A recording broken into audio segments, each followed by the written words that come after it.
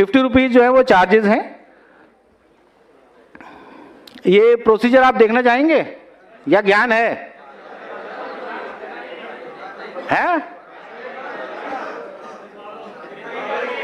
तो देख लो। अरे भाई देख लो, उसमें तो ज्ञान की चीज ही नहीं है। उसमें क्या है, स्क्रीनशॉट ले रखे हैं, वो देखिए स्क्रीन की ओर देखें। तो ऑनलाइन डॉक्यूमेंट अपडेट का तरीका बताया जा रहा है कि किस तरह से होगा। पहली स्क्रीन ये रहेगी जिसमें आप आधार नंबर, एनरोलमेंट, रेजिडेंट की EID नंबर डाल सकते हैं, fingerprint of resident and operator through single fingerprint RD device for fetching details. उसमें क्या होगा कि डिटेल फेच होते हैं ना ऑनलाइन में। उसके बाद क्या है, जब आप रेजिडेंट का EID नंबर, आधार नंबर, फिंगरप्रिंट लगा देंगे ऑपरेटर का अपना, तो उससे फाइंड आधार टैब को दबाना है, फाइंड आधार। ठीक, नीचे देखिए वो लाल रंग से है ना, सब कुछ लाल में है। तो जब फाइंड आधार हो गया एक बार, तो उसमें क्या हो जाएगा, स्क्रीन के ऊपर डाटा आ जाएगा। किसका डाटा आएगा? निवासी का डाटा आ जाएगा, जो आपने डाटा फिट किया था उससे। अब आपने मैच करना है कि भाई जो इसने मुझे डॉक्यूमेंट दिए POI या PO के, उससे मैच करता है कि नहीं करता, है ना। सॉफ्टवेयर मतलब जो आपका आधार कार्ड है और जो सॉफ्टवेयर है, दोनों में आप देख रहे हैं कि यहाँ भी मैच कर रहा है, नहीं कर रहा। और मैच कर रहा है तो अगले कदम की ओर बढ़ेंगे। तो हाँ क्या आती है, दिक्कत क्या आ रही है? अच्छा, केयर ऑफ एक्चुअली पुराना वाला वो है, वो फादर नेम और हस्बैंड नेम नहीं आता उसमें। हाँ, चलिए इसके ऊपर अभी चर्चा करेंगे बाद में। पहले ज्ञान पूरा ले लो, उसके बाद प्रश्न उत्तर का जब सेशन होगा ना, उसमें इस पे चर्चा होगी। हाँ, तो उसमें क्या हो गया अभी, PO क्या बोला? हाँ विवेक जी क्या कह रहे हो? अच्छा, मैं कहा लंच बोल दिया, अभी नहीं है।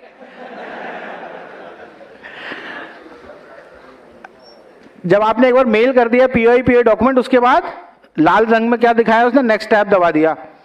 अब आपने जो है वेरीफाई कर लिए डॉक्यूमेंट्स की, भैया ठीक है मिलते जुलते हैं। रेफरेंसेस विंडो ओपन, ऑपरेटर जो है स्कैन करेगा POI PO डॉक्यूमेंट जो है, और उसके बाद नेक्स्ट टैब दबा देगा।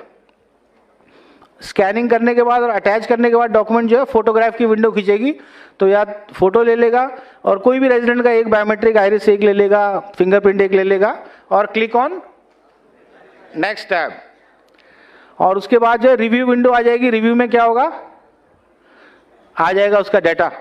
Review window will showcase the verification details, operator to verify the resident details for final confirmation and click on confirm tab. Confirm दबा देगा ना। आफ्टर कंफर्मेशन ऑपरेटर के पास जो है उसकी बायोमेट्रिक अपनी लगा देगा और verify biometric and then click on save. ठीक, और उसके बाद जब ये प्रोसेस डॉक्यूमेंट अपडेट का समाप्त हो जाएगा, तो उस पर स्क्रीन पे आ जाएगा कि generate declaration regional request captured successfully will be prompt on screen. Operator क्या करेगा, अपना click print receipt tab and then click on attach document tab for final submission. Print receipt और उसके बाद अटैच डॉक्यूमेंट फाइनल सबमिशन के लिए। और उसके बाद ऑपरेटर अटैच कर देगा रेजिडेंट की साइंड प्रिंट रिसीट और उसके साइंड इनरोलमेंट फॉर्म, और क्लिक कर देगा सेव टैब के ऊपर। ये सब कर रखा है ना, ऐसे क्यों देख रहे हो मेरी तरफ फिर? और फाइनली जो है उसके ऊपर अंत में क्या हो जाएगा, complete enrolment for completing the document update request successfully. पैसे तो मिल गए आपको यार, 85 रुपए है लेकिन GST मिला के। ECMP ऑफलाइन हाउ, आप देखिए ECMP ऑफलाइन भी है। ये हमने कौन सा तरीका देखा, ऑनलाइन। वैसे ही ऑफलाइन भी है। दोनों में अंतर क्या है, सिर्फ एक सिंगल फिंगर RD डिवाइस नहीं है, और दूसरा ऑनलाइन मोड में नहीं, तो आप रियल टाइम वेरिफिकेशन नहीं हो रहा डाटा का, हो रहा है नहीं हो रहा, दैट इज द डिफरेंस। तो ऑपरेटर इनरोलमेंट जो है लाइफ साइकिल चेंजेस में जाएगा, click on life cycle option में जाएगा और सेलेक्ट क्या करेगा, ऑफलाइन डॉक्यूमेंट अपडेट। वो देखिए दाई तरफ दिख रहा है, राइट हैंड साइड टॉप में। उसके बाद जो है फर्स्ट टैब में डेमोग्राफिक डिटेल्स, उसमें ये जो है आधार नंबर डाल देगा, उसका निवासी का नाम डाल देगा, जो उसकी फिजिकल कॉपी है उसके हिसाब से। और इसमें ध्यान ये रखना है कि इसमें कोई भी जो है नाम वगैरह चेंज नहीं होने वाला उसका आधार डेटाबेस में। उसके बाद रेफरेंसेस टैब जो है अपलोड, उसमें POI PO डॉक्यूमेंट को कर दिया जाएगा। रेजिडेंट जो है अपना proof of identity, proof of address document देगा, किसमें, ओरिजिनल में, फोटोकॉपी ओरिजिनल में होना चाहिए। ठीक है, और उसके बाद आप दबाएंगे तो ड्रॉप डाउन मेनू में आ जाएगा कौन सा वाला डॉक्यूमेंट है, ठीक है ना, ड्राइविंग लाइसेंस से क्या है वो आपने उसको सेलेक्ट कर दिया, और उसके बाद स्कैन द रेजिडेंट के जो डॉक्यूमेंट आपने स्कैन कर दिए, नेम एड्रेस जो आधार कार्ड में थे, उसके बाद अगले स्टेप में आप क्या करेंगे, facial image and biometrics capture करेंगे, जो कि सेम हम उसमें भी कर रहे थे ऑनलाइन में। कोई भी एक एट्रीब्यूट हो सकती है बायोमेट्रिक्स की, राइट लेफ्ट आइरिस, दोनों अंगूठे, fingerprint, left hand right hand, जब भी हम इनरोलमेंट कर रहे हैं, लेकिन ये रियल टाइम बेसिस पे वेरीफाई नहीं होगी। और रिव्यू सेक्शन में केयरफुली चेक करना है आपने जो भी डिटेल्स थे हमारे रेजिडेंट्स के, और उसको फिर क्या करना है, कंफर्म, और फिर थैंक यू। चलिए, तो मुझे आशा है कि मैं शायद सफल रहा। एक आध कोई, देखो हर कक्षा में एक ना एक विद्यार्थी होता है जो चैलेंजिंग होता है, तो एक चैलेंजिंग थे आदमी, लेकिन मैं आप सबको बांध पाया, और मुझे उम्मीद है, मुझे विश्वास है, बल्कि उम्मीद ही नहीं, कि डॉक्यूमेंट अपडेट जो इसको एक बहुत बड़ा, जैसे आप फील्ड पे जाने वाले हैं, आप 500 लोग कब जा रहे हैं, कल, मतलब कल परसों से जो एकदम से हमारे सिस्टम के ऊपर ओवरलोड कर दोगे आप लोग, है ना, इतना काम आने वाला है, इतना काम आप लोग इस अपॉर्चुनिटी को अवेल करने वाले हैं, इस नॉलेज को जो आपने यहाँ ग्रहण करने वाले हैं, सीखने वाले हैं, अपने तक मत रखिएगा, कृपया पास इट ऑन। 2-3-4 लोगों को अवश्य दें, उन 2-3-4 को बोलो आगे 2-3-4 को दें। चेन सिस्टम सुना है ना, कौन सी पिक्चर में था, तो कृपया चेन बनाएं, और इसको जो एक मतलब फील्ड में हमें दिखना चाहिए कि अभी हर रोज में जो एकदम से जो हमने ट्रेनिंग यहाँ पे यूआईडी और सीएससी की पार्टनरशिप में आपको जो ट्रेनिंग मिल रही है, जो आप ट्रेनिंग ले रहे हैं, इसका आप संपूर्ण लाभ उठाएं। तो ये मैं आशा कर सकता हूं आप सबसे। ये ऊपर वाले कुछ नहीं बोल रहे हैं, वो लंच के वो पहले देख रहे हैं, पीछे हम उतरेंगे। तो आप करेंगे ये काम अभी? चलिए, बहुत बहुत धन्यवाद, thank you very much.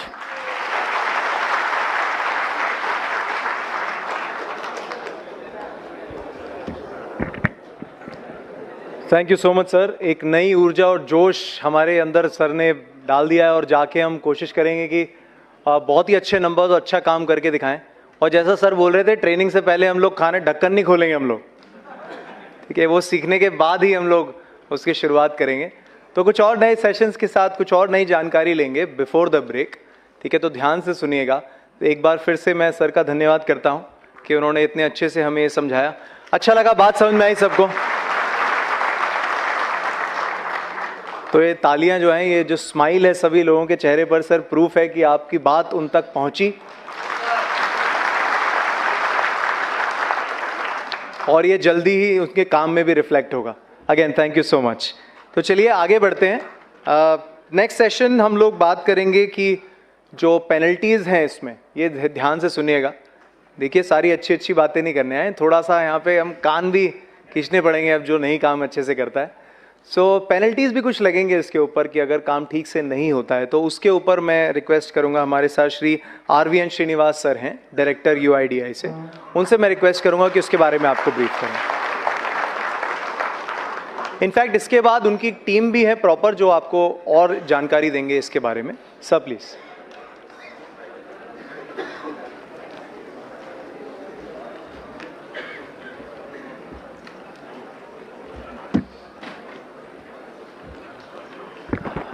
Good afternoon.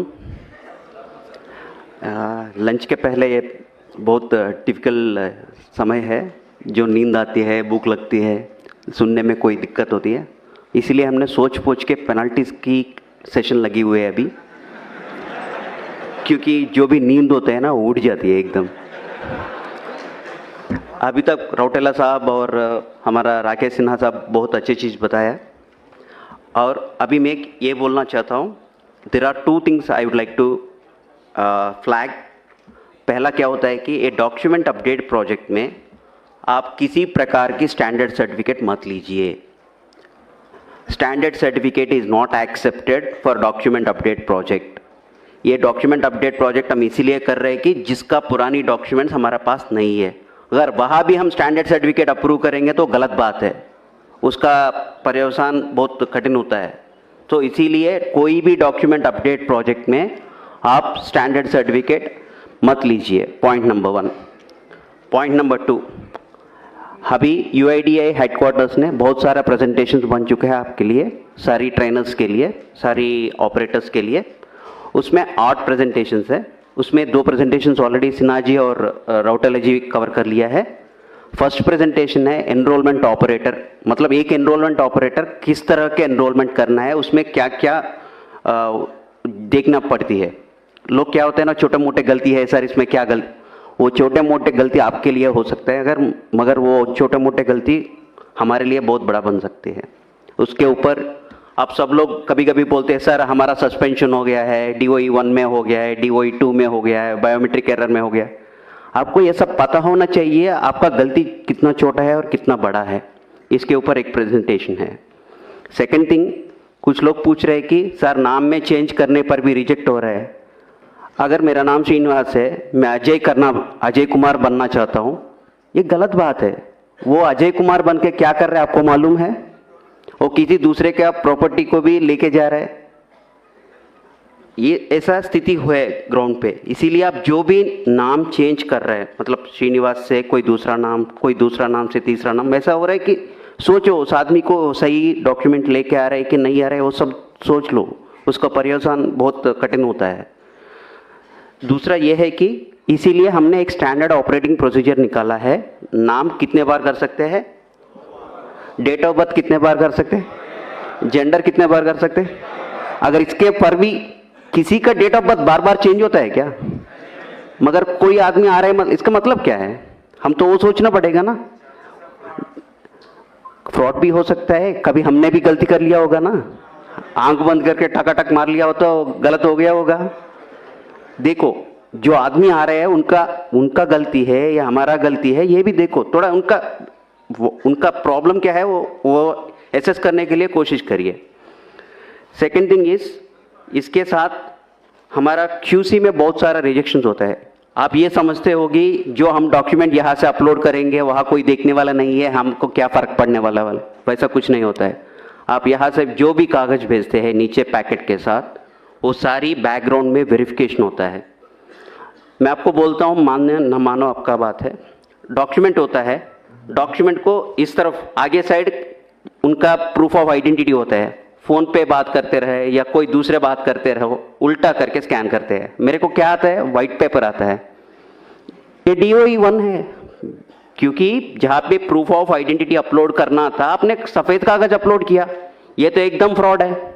वो आप गलती से भी कर लिया होगा मगर it has a long lasting effect. दूसरा क्या होता है ना, किसी ने POA डॉक्यूमेंट दोनों दिया था आपको, एक के बाद एक स्कैन करना था, वो भी फ़ोन पे लगे हुए हैं, दोनों डॉक्यूमेंट लिया, स्कैनिंग वैसा हुआ कि पहला डॉक्यूमेंट आधा स्कैन हो गया, दूसरा डॉक्यूमेंट आधा स्कैन हो गया, आप जान ही नहीं देते हैं, वो गलत बात है।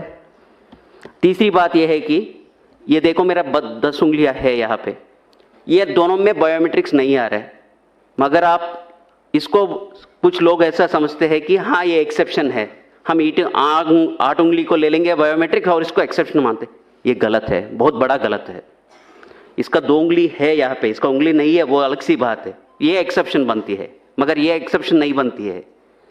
इसके लिए भी अलग सा तरीका है। अगर किसी का रेजिडेंट आपके पास आया, उनका 2 उंगली का बायोमेट्रिक्स नहीं आ रहा है, उसको कैप्चर करना है तो डेटा, उसका प्रोसेस ही अलग है, मगर क्या होता है ना, इसको एक्सेप्शन में डाल देते हैं। It is a fraud once again, क्योंकि वहाँ पे उंगली है, आप इसको एक्सेप्शन मान रहे हैं, कहाँ से एक्सेप्शन आ गया। ये है one more presentation on this particular aspect. इसके बाद क्या होता है, रौटेला साहब ने बताया था कि किसी ने वो आपको फ़ोन पे बोलता है अभी आधा घंटा में आप नहीं करेंगे तो आपका दुकान बंद हो जाएगी, आपका क्लाइंट बंद हो जाएगी। ये सब क्या होता है, आपको मैसेजेस आता है ना क्रेडिट कार्ड्स वगैरह वगैरह में, आगे आधा घंटा में बिजली का बिल नहीं भरेगा तो आपका बिजली काट जाएगी, वो सब फॉल्स है ना, मालूम है ना आप लोग सबको। वैसा ही आपका सिस्टम को कोई एक्सेस कर रहे हैं तो आप एक्सेस क्यों कर रहे हैं, ये गलत बात है, ये भी नहीं करना चाहिए। इसके ऊपर टेक्निकल एस्पेक्ट्स, मतलब जो चीज़ आप करना है, जो चीज़ नहीं करना है, इंफॉर्मेशन सिक्योरिटी गाइडलाइंस क्या है, उसके ऊपर एक प्रेजेंटेशन है। इन एडिशन टू दैट, जो नीचे ग्राउंड पे लोग होता है ना, कभी कभी क्या होता है ना, आपको लगता है बहुत ट्रिवियल है, इंटरनेट केबल उस दिन ठीक से नहीं लगाया होगा, बोलते हैं आधार वाले ने आज सर्वर चालू नहीं किया, मेरे को सिस्टम नहीं ऑनलाइन हो रहा है। वैसा भी स्थिति है ग्राउंड पे। छोटे मोटे चीज होता है, कभी कभी आपका सिस्टम को रीस्टार्ट करना पड़ता है, एक सर्विस को रीस्टार्ट करना पड़ता है, वो कुछ भी नहीं करते, बोलते हैं आज आधार का सर्वर काम नहीं कर रहे, वो गलत बात है। ये छोटे मोटे, बहुत छोटे मोटे चीज है जो हम मोबाइल सब लोग यूज करते हैं, अगर कुछ हैंग हो गया तो रीस्टार्ट करेंगे तो काम करते हैं। वैसा कुछ चीजें हैं जहां पे आपको ध्यान दे के जो आपको 5-10 मिनट में प्रॉब्लम सॉल्व कर सकते हैं। मगर क्या होता है ना, लोग सोचते हैं कि ये गलत हो गया कुछ, आज सिस्टम नहीं चल रहा है, ये भी गलत है। इसके ऊपर एक प्रेजेंटेशन है, टेक्निकल एस्पेक्ट्स, मतलब आपकी क्लाइंट को कैसा देखना है, उसमें छोटा मोटा प्रॉब्लम्स आ गया तो कैसा करना है। तीसरा प्रेजेंटेशन ये है कि आपको हर दिन जीपीएस आपको सिंक करना होता है। मगर क्या होता है ना, कभी कभी जल्दीबाजी में आप जीपीएस कनेक्ट करने के टाइम पे उसका जो समय देना है 30 सेकंड या 15 सेकंड का टाइम देना है, आप नहीं देते हैं। आपका लैटिट्यूड लॉन्गिट्यूड आता है 00 लैटिट्यूड लॉन्गिट्यूड कहाँ पे है, इक्वेटर पे है, वो इंडिया में है क्या? जो उस दिन आपने मान लो 300 पैकेट्स कर लिया, 200 पैकेट्स कर लिया, सब खराब हो गया क्योंकि ये इंडिया में नहीं हुआ है। हमको ये मानता है कि हमारा इंडिया का लैटिट्यूड लॉन्गिट्यूड आएगा तो हम प्रोसेस करेंगे। मगर आप 00 लैटिट्यूड लॉन्गिट्यूड ले ले या कोई दूसरे जगह का लैटिट्यूड लॉन्गिट्यूड, ये सब क्या होता है ना, जल्दबाज में होता है। ऐसा काम बंद करिए। थोड़ा सा 2-3 मिनट का आप टाइम दे दिया तो सब लोग ऐसा नहीं कर रहे, 1% 2% ही लोग करते हैं वैसा, वो भी जानबूझ के नहीं करते हैं। जहाँ पे टेक्निकल एस्पेक्ट्स पे ध्यान देना है वो नहीं देगा तो ये ऐसा छोटा मोटा एरर्स होता है। ये आपके लिए भी कष्ट है, जो आपके पास काम करने के लिए आया था उसका भी कष्ट है। ये बोलेगा अगर इसके शॉप में जाएंगे तो कभी भी मेरा आधार नहीं आता है, ये भी फैला जाता है तो आपके पास कोई भी नहीं आता है। देखो छोटा सा चीज कितना महंगाई पड़ जाएगी। Now coming back to our original presentation, मैंने इतना सारा बोल दिया, मैंने DOE1 एरर, नाम क्यों नहीं चेंज करना है, जेंडर क्यों नहीं चेंज करना है। कभी कभी क्या होता है ना, आपको मालूम है उसने गलत डॉक्यूमेंट लाया हुआ है, वो बोलता है जबरदस्ती करता है आपके ऊपर ये डॉक्यूमेंट अपलोड करो, आप करते हैं।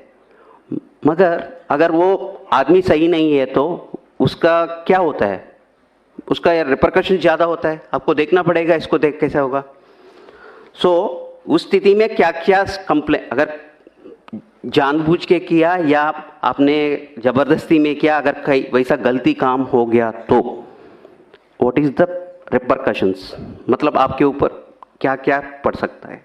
ये डराने के बात नहीं है, आपको ये सब मालूम होना चाहिए। शायद अभी तक आपको किसी ने बताया नहीं होगा, इसलिए हम बता रहे हैं। हमारा ये उद्देश्य है कि आप सबको ट्रेनिंग होना चाहिए, ये ट्रेनिंग के पार्ट है, या किसी को डराने का या घबराने का बात नहीं है, वैसा मत सोचिए। अगर आप आधार सिस्टम में काम कर रहे हैं, 3 acts are applicable. First is Aadhaar act, second is IPC Indian penal code, third is information technology act. ये तीनों एक्ट के ऊपर FIR डाल सकते हैं अगर गलती बहुत बड़ा है तो। ये किस तरह का गलती हो सकते हैं?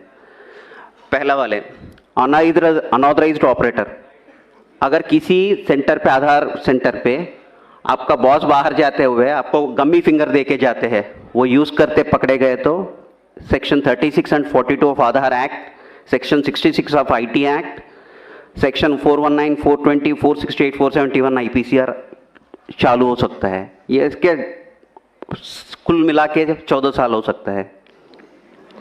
तो ये ऐसा कभी सोचना मत, मतलब अगर किसी ने भी आपको बोलेगा अरे यार मैं भाई 1 घंटा के लिए बाहर रहा हूँ, ये गम्मी फिंगर ले लो काम करो, मना कर लो, बिल्कुल मना कर लो। वैसा काम बिल्कुल ही नहीं करना है, सोचना भी नहीं है। आपको कभी कभी क्या होता है ना, आपको CSC सेंटर होता है कई सेंटर पे, उस दिन घर में कुछ शादी है, कुछ काम है, क्या करते हैं, हाँ यार सिस्टम लेके घर में करेंगे, क्या फर्क पड़ेगा। हमको सब पता चलता है आपका सिस्टम कहाँ होना है। आप सुबह सुबह GPS सिंक करते हैं ना, तब मेरे को पता चलता है आपका सिस्टम कहाँ पे है। वो सिस्टम से मैं सोचता हूँ ये यहाँ पे है या कहीं दूसरा जगह काम कर रहे हैं, मतलब जहाँ पे आप काम करना चाहिए वही काम करना है। अगर सिस्टम लेके घर में करो या राजस्थान ऑपरेटर जाके दिल्ली में काम करो, दिल्ली वाले जाके जम्मू कश्मीर का काम करो, वैसा नहीं करना चाहिए। अगर उस तरह का काम करेगा तो फिर से उसके ऊपर ये सारी सेक्शंस चालू हो सकता है, ये सब मत करना है। Next one is ECMP client operator compromised. ये देखो अभी बोल रहा हूं मैं, आप किसी को आपका रिमोट डेस्क दे दिया, आपने आपका सिस्टम को कॉपी कर लिया, इसमें आपका कोई दोष नहीं है, गलती नहीं है, मगर क्या हो गया, आप उसका पार्टी बन गया। आप वो सिस्टम का आपका सिस्टम्स डिटेल्स लेके कहीं दूसरे जगह सिस्टम चल रहा है, उसको जवाब कौन देने पड़ेगा? आप लोगों को ही देना पड़ेगा। किसने बोला आपको देने को? आपने उस समय क्यों नहीं सोचा था ये सिस्टम देना है, ये सही आदमी है, गलत आदमी है, कौन है, सोचना पड़ेगा ना उस वक्त। वो भी नहीं करेगा तो भी उसके ऊपर भी इतना सारा सेक्शंस लागू हो जाएगा।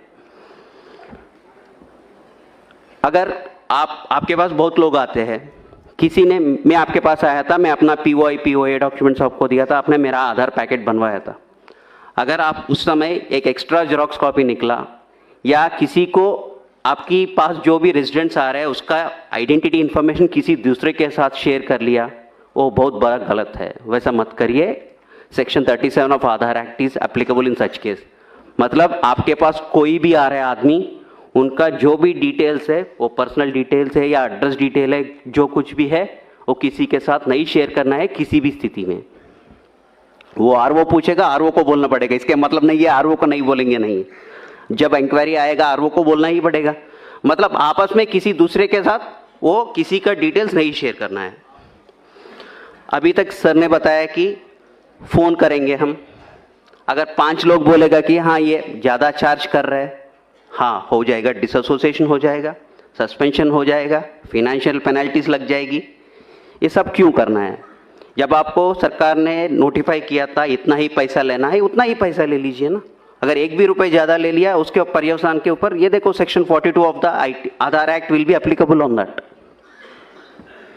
ये सब सेक्शंस, इसका सजा वगैरह वगैरह सब आपकी आधार का जो किताब है ना, छोटा किताब है ना, उसमें सारी इसका इंफॉर्मेशन मिला है।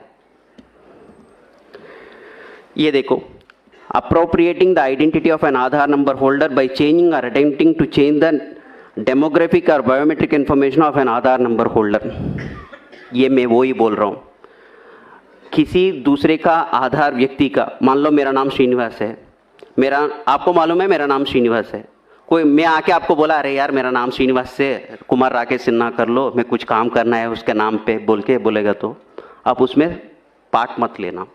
वो सारी वैसा ट्रांजैक्शंस को, सस्पिशियस ट्रांजैक्शंस है, उसको एंकरेज मत करो और से strong on such transactions and don't encourage such transactions, उसका बहुत बड़ा असर हो जाता है। दूसरा यह है कि pretending to be an agency unauthorized to collect identity information of resident.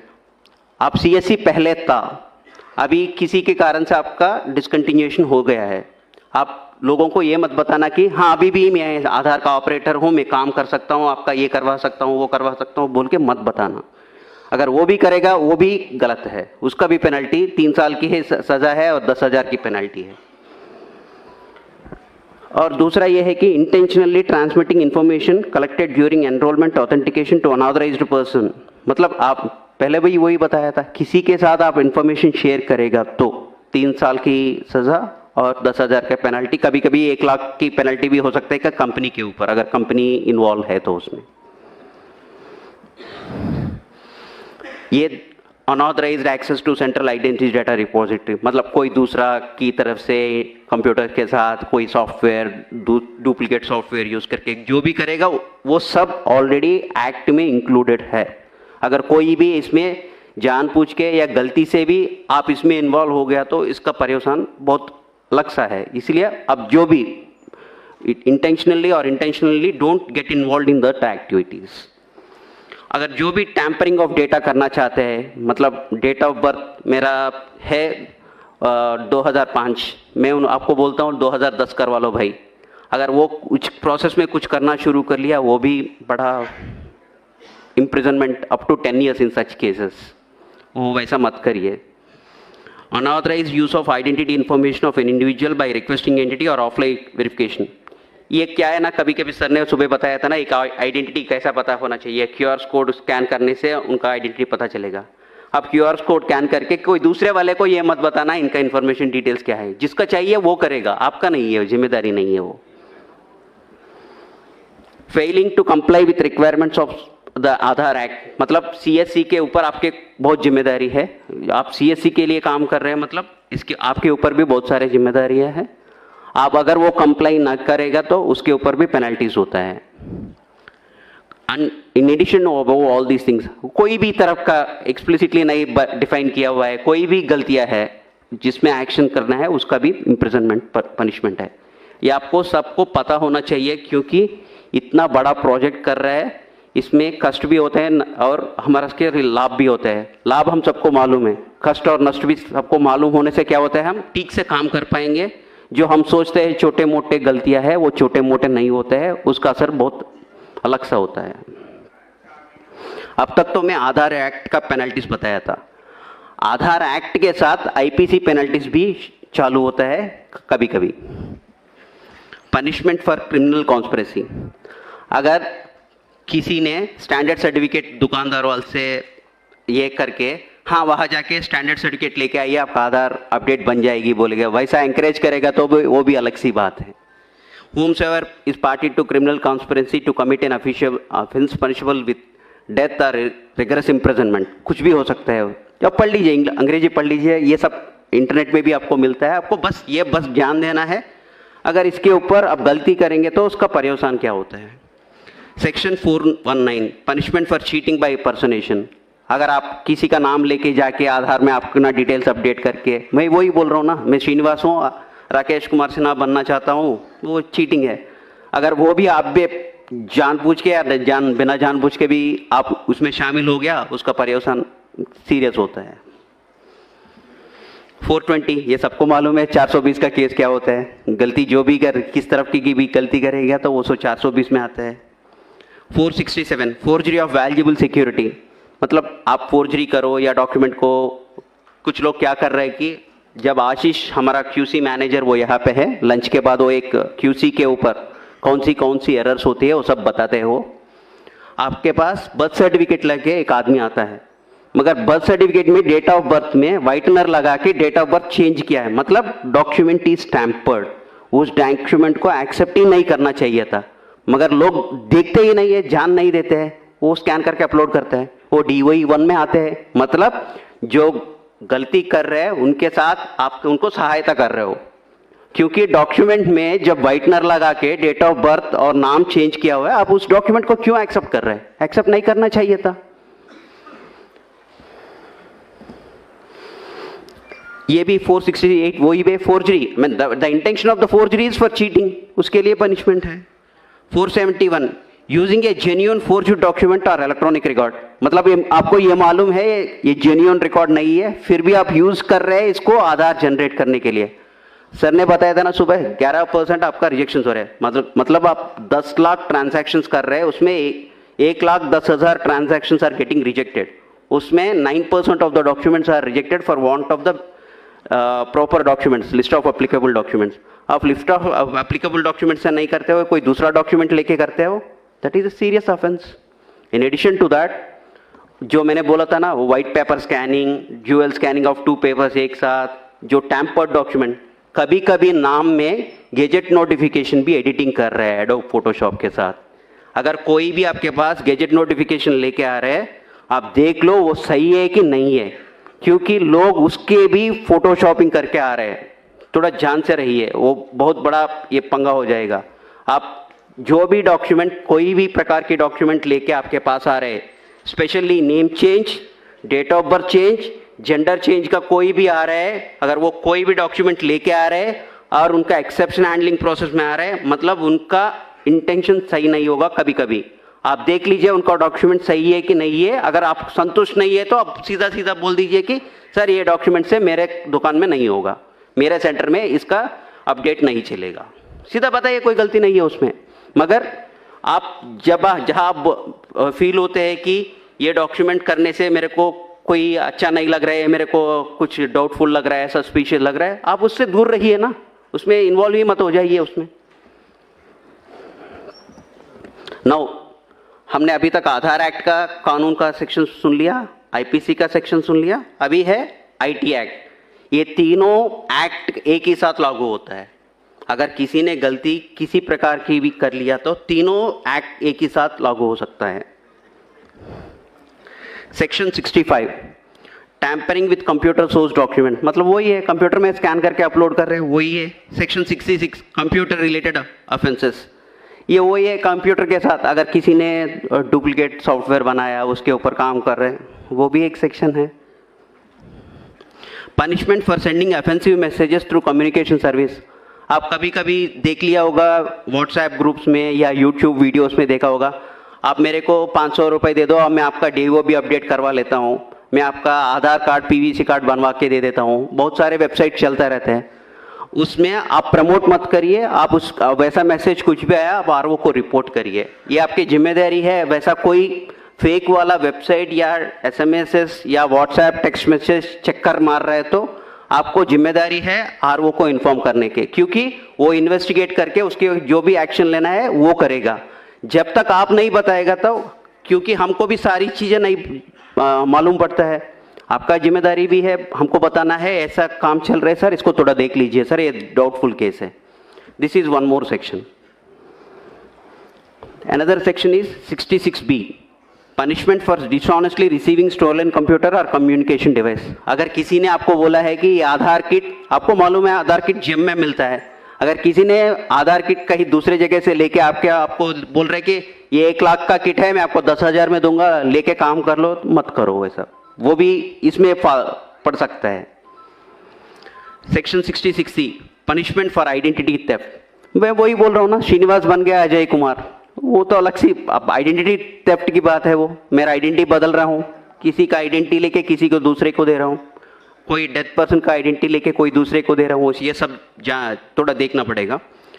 Punishment for cheating by impersonation using computer source, बस वही है, कोई कंप्यूटर का डॉक्यूमेंट लेके, कंप्यूटर के हिस्सा लेके हमने किसी का आइडेंटिटी चेंज करने का, बदलाव करने का कोशिश किया तो that is a very punishable, seriously punishable offence.